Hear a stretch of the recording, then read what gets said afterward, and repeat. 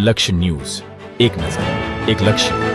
આજરોજ વાવથરા જિલ્લાના દિયોદર તાલુકાના ઝાડા ગ્રામ પંચાયતના નવીન મકાનનો શુભમો અને મંગલમય ખાતમુહૂર્ત સમારોહ અત્યંત ભાવપૂર્ણ અને ઉત્સાહભેર યોજાયો. આ પ્રસંગે ગામના સરપંચ અમીભાઈ રબારી, તલાટી કમ મંત્રી રઘુભાઈ ચૌધરી, ઉપસરપંચ જબીબેન, શ્રીરામભાઈ જોશી, પંચાયતના તમામ માનનીય સભ્યો તેમજ મોટી સંખ્યામાં ગ્રામજનો હાજર રહી કાર્યક્રમને ગૌરવમય બનાવ્યો હતો. આ નવી ઇમારત માત્ર એક ભૌતિક માળખું નથી, પરંતુ ગામના વિકાસ, સુશાસન અને જનહિતકારી કાર્યોનું મજબૂત કેન્દ્ર બનશે. પંચાયત દ્વારા છેલ્લા સમયમાં સ્વચ્છતા, પીવાના પાણી, રસ્તા, સ્ટ્રીટ લાઇટ, શિક્ષણ, આરોગ્ય તેમજ સામાજિક એકતા માટે કરવામાં આવેલા પ્રશંસનીય કાર્યોની સૌએ દિલથી પ્રશંસા કરી.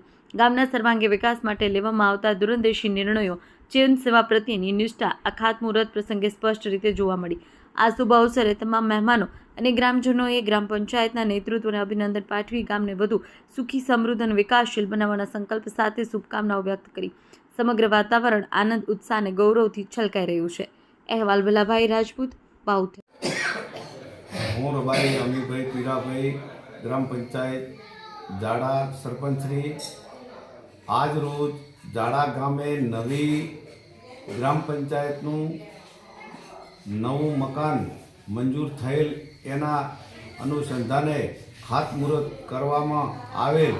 તેમાં ઉપસ્થિત અમારા ગામના ડેપ્યુટી સરપંચ શ્રીરામભાઈ તથા અમારા તલાટી શ્રી રઘુભાઈ તથા ગ્રામ પંચાયતના તમામ સભ્યો, ગ્રામજનો, બહેનો, ભાઈઓ અને વડીલો તમામ હાજરી આપી અને ગ્રામ પંચાયત આજે પણ એટલો બધો અમને હરખ છે ગામમાં કે અમારા ગામમાં નવું મકાન 2 માળનું ગ્રામ પંચાયતનું આવ્યું.